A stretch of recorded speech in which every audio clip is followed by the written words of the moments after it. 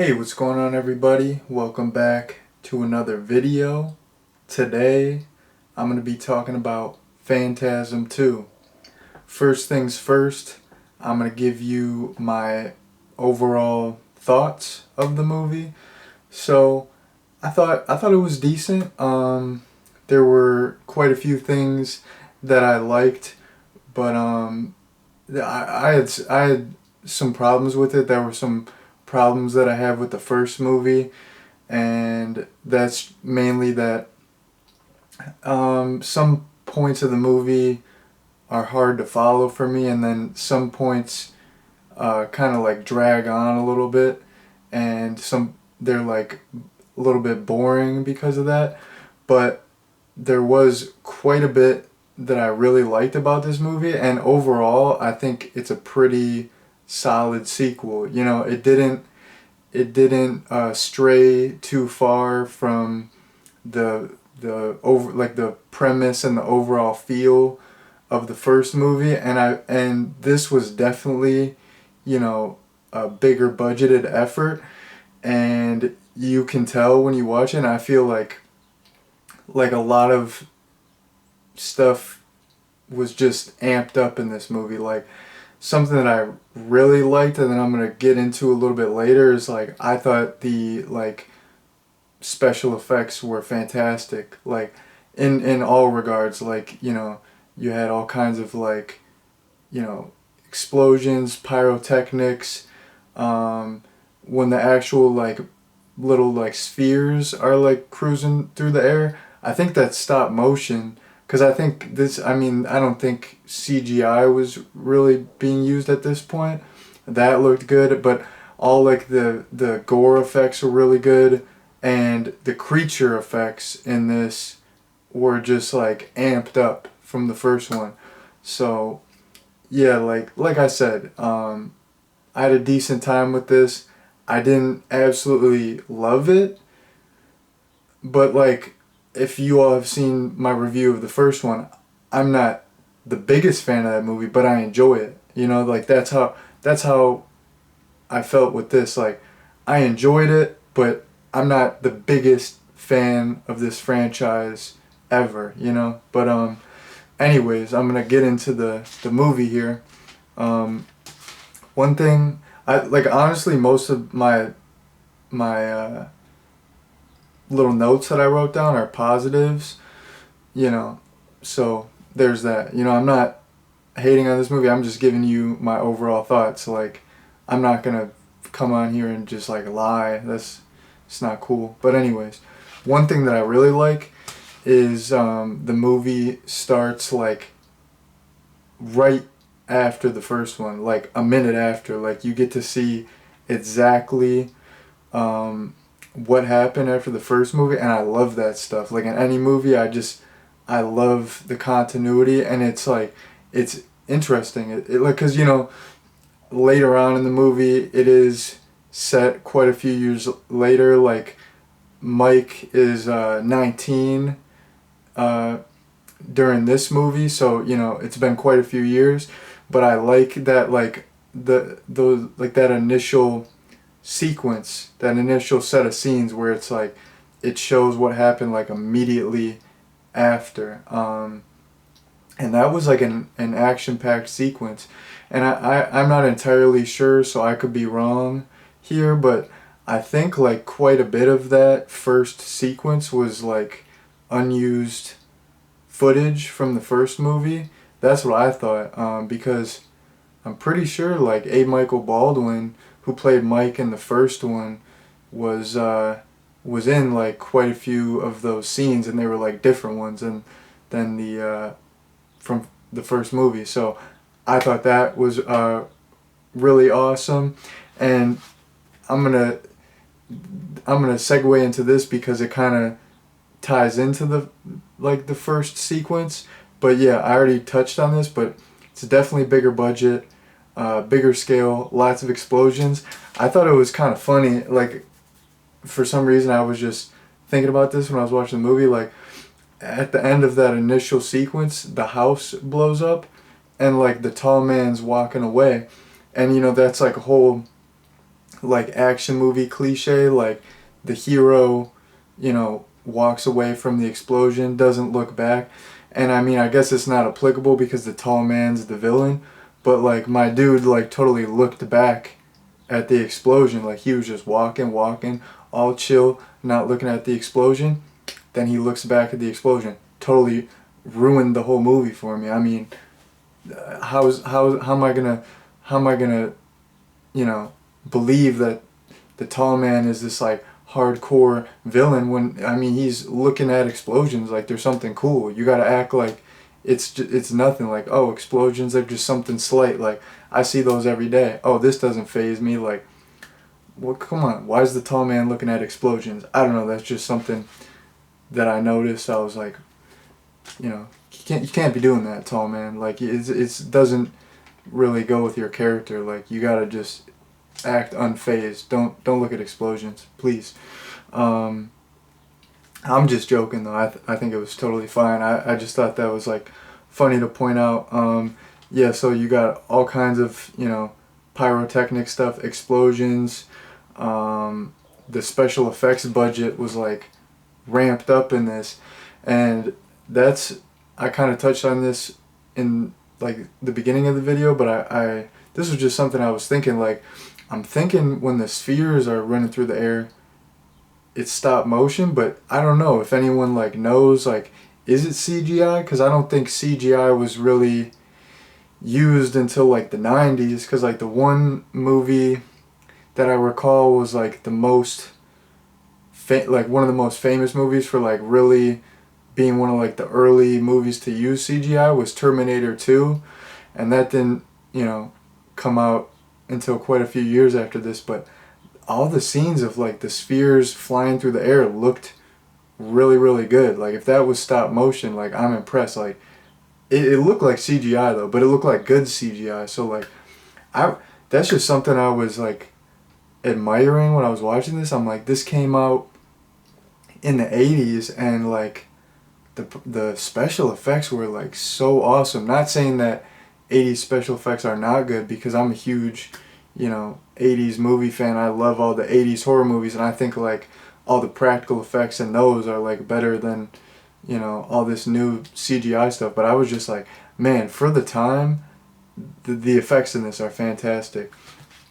And moving on to practical effects, because this is, you know, I kind of touched on practical effects, but I was talking about just effects in general. But moving on to like specific practical creature effects that I liked, I really liked when there was like that girl, but it wasn't really her, and then there was like this like little like mutated version of the tall man that like her like back ripped open, and like the tall man was like it was like a little mutant version of him like came out of her back.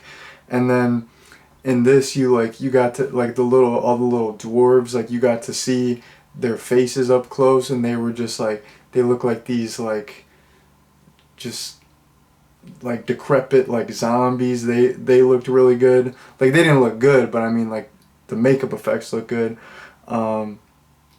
There's this one kill, like one of the tall man's henchmen got killed by one of the spheres, and it like went through his chest, or maybe it went through his back, but it like came out his mouth. Like, you like saw it like coming up his neck, and then it like came out his mouth with all these spikes, and then you got to see the aftermath.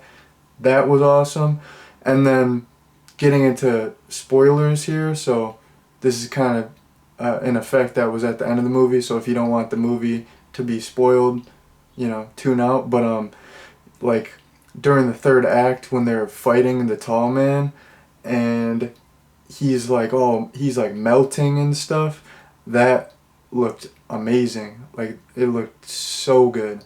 And then it was cool too, like, because they put like one of the spheres like went into his head, and this little like snake type mutant monster creature came out. Like, it was awesome. During the third act too, there's like they got like sucked in that portal to like the other dimension, and like this like one of the dwarves was like in one of those little like crates that they're in that looks like a little garbage can, and he was like, you got to like see his full body. His skin was all like bumpy, and he was all melted. Like, I'm a huge fan of, you know, like all these monster creature practical effects, and this movie delivered with that stuff. Like, it was top notch. I think the actual effects in this were better than the first one. Not saying that this movie overall was better than the first one. I don't know. I'm not really on here to do like rankings, but I mean, like I said, I like both films. I think they're decent, but the effects in this were definitely better than the first one. All right, moving on. Enough talk about the effects.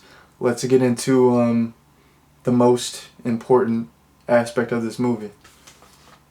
The quadruple barrel shotgun.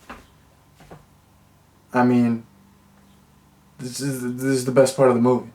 Like, who who would have thought of that? Who the heck creates who? How do you think of that? Like, get Reggie on Shark Tank. He needs to pitch this, like, yo, I need an investment of $80 million. I got this new revolutionary weapon. It's the quad barrel shotgun. You got a little grip on there, a little flashlight. I mean, that would sell out. I would buy one. I mean, who wouldn't buy a quad barrel shotgun? I mean, if you want to go bird hunting, or you want to, go shoot some clay pigeons, like, I'm not even good at shooting, so it's like, I need all the help I can get. Give me a quad barrel shotgun. You can't miss. Like, you want to impress some people? Go to the range, bring a quad barrel shotgun. Like, you could be the worst shot ever. You're never gonna miss in a million years.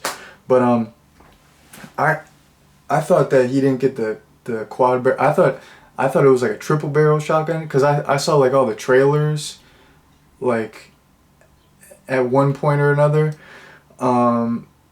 Like, cause like when I was like initially interested in watching these movies, I've been like interested in seeing these for like quite a few years. I've only seen the first one. I've always like wanted to check out the sequels, but I just like never got around to it. So I thought he had a triple barrel shotgun. I thought he didn't get it into the third movie, but he got it in this movie, and I was like, yes sir. And I think that's like a staple of the franchise. Like, I think Reggie has the quad barrel shotgun in every movie, because I was looking at the cover for Phantasm V, and he's got it on the cover. So it's like it's just like his like iconic weapon. It definitely is an iconic weapon. Like, there's like just so much like iconic stuff. Like, Reggie's got his signature weapon. They got their signature car, the Hemi Cuda. Like, I mean, there's just all kinds of iconic stuff in this franchise so far. So I'm excited to see where it goes, And in addition to the 4-barrel shotgun, he was strapped up with a chainsaw at all times. And then Mike had this flamethrower going on the entire movie. Awesome stuff. You got, I mean, chainsaws, quad barrel shotguns, flamethrowers. What more could you want? Like, it's so badass. Like, those are top tier weapon choices, especially for close range. And like, Mike's got the little pistol going on. Like, these guys are strapped up. They're not playing, I mean, you got to do what you got to do when you're going up against the tall man and his henchmen, and who else? Who knows? There could be other little critters, creepy crawlers creeping around. So you gotta stay strapped up. You gotta have the extra ammo on deck. They're not playing. They're not playing whatsoever. And speaking of the chainsaw, one part of this movie that was also amazing was the chainsaw fight. So there's these dudes with like gas masks, and they're called gravers. And basically what they do is like they steal the bodies from the graves, and they give them to the tall man. And Reggie fights one of these guys. This is a spoiler as well, so just giving you all a heads up. So like, Reggie's fighting one of these gravers, and he whips out the chainsaw, and then the graver whips out like an even bigger chainsaw, and they're having this awesome chainsaw battle. And my dude Reggie chainsaws this dude in the family jewels in the package. I was not expecting that. I was like, what? Like, whew, I cringed. I was like, whew. Like, even though I was the bad guy, I just, like, I was just, I felt bad for him. I was like, hey, this is a terrible guy. Like, he's trying to kill them, but, like, did you have to go for the package? Like right in the private parts. Chainsaw in the private parts, dude. I mean, that was intense. I was like shaking after that. I was like, ooh, man, I got PTSD from that. But that was an awesome scene. I mean, you got a quad barrel shotgun, you got a chainsaw fight. I mean, if what I'm saying isn't selling the movie to you, I don't know.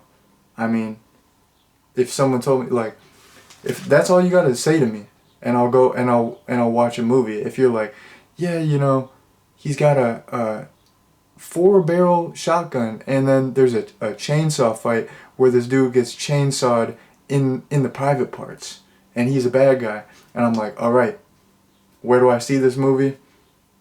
Shut up, take my money. I'll give you $500 if I can just see it once. So, yeah, I hope I'm like selling the movie by explaining all this cool stuff. And then moving on to, this is another random point, but I kind of liked how like Reggie was a ladies' man in this. He's like some middle-aged guy, and he's getting with this like young chick like in her 20s, and it kind of reminded me of Tom Atkins and Halloween 3 in the fog, like what's up with these like average looking middle-aged guys and all these and all these 80s movies getting with like these fine chicks in their 20s. Like, I'm not hating, like, good for them. I hope I'm on that. But it's like, it's not like, I mean they are like cool dudes, and they they got the charisma. They're like pretty badass, so like maybe that's it. But like, for some reason in 80s movies, like average looking middle-aged dudes can just pull like 10 out of 10 model looking chicks in their 20s. So I mean, good for them, That's like super hooked up. Like, I mean, they're living the gosh darn dream, so respect. But then, speaking of Halloween 3, something I was thinking, and then this is another spoiler, so just warning everybody. So, Reggie's getting with this chick, they're getting intimate with it earlier in the movie. But then towards the end of the movie, it turns out that this chick is some sort of like monster or creature or demon or whatever. And I was just thinking like that was like a Halloween 3 type situation where like, so Tom Atkins' character is getting with that chick, and they get together, they hook up, and then it turns out, later on in the movie that she's a robot, right? So was this chick like a demonic monster the entire time, like even while they were hooking up, or did she turn into a demonic monster? Because I don't know, that would be kind of weird if she was the entire time, and like, I don't know, like maybe he could have caught some like demonic STD or something if she was some demonic monster entity the entire time, like. And then if she was a monster the whole time, like she just like, she's gonna go that far to like befriend him. Like, she could have just like led him on. She didn't actually have to hook up with him. I don't know. These are questions that I have. They'll probably never get answered. I'm gonna be up all night thinking about it. I'm not, these are the things that keep me awake at night. So I don't know. Does anyone know the answer? We'll probably never know. I don't know. But I had to point that out. But even if she was, like a monster the whole time, I mean, still shouts out to Reggie, respect to Reggie. I mean, you gotta get what you can get. Maybe the monster chicks are like really good in bed, and I mean, she looked like a normal chick. She was still fine. So gotta get what you can get out here, dude. It's not easy. All right, and then the last thing that I want to talk about is the problems that I had with this movie. So, like I said, there was a ton of stuff that I liked, but what like brought this movie down for me, why I just said it was decent, is like the same stuff that brought down the first one. I kind of touched on this earlier, but I'm just gonna talk about it for a second again. Like the story in this was pretty darn hard for me to follow. Like a lot of the time I was just like, there was just so many random things going on. Like, I mean, yeah, like overall I could follow the story, but there was just, it jumped all over the place too much, you know? And a lot of scenes like did drag, and I'm just like, when is this scene gonna be over? Blah blah blah. Like the movie, I feel like maybe was like a little long too, but yeah, some sections of the movie were just like drawn out and boring, and I feel like the runtime was a little long.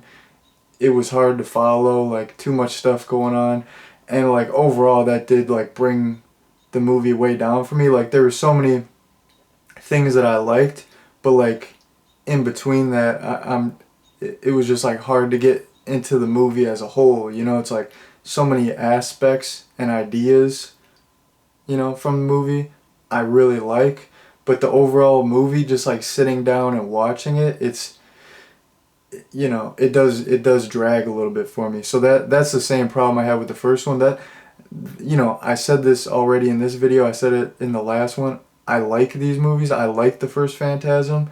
I liked this, but they're just like, they don't, I'm not like drawn in to like the whole movie. I'm not like entertained throughout. Like there's a lot of aspects that I like, but some parts are just like so boring or so hard to follow, and I just lose interest.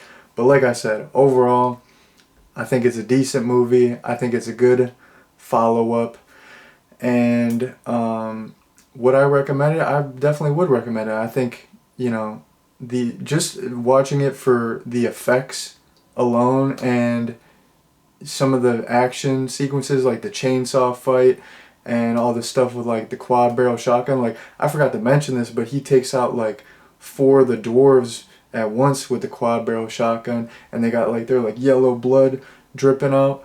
So that was sweet. So yeah, I would definitely recommend this. If you're a fan of the first one, you gotta check it out. But with that being said, I went over everything I wanted to go over, so I'm going to wrap things up. Thank you all very much for watching, and peace out.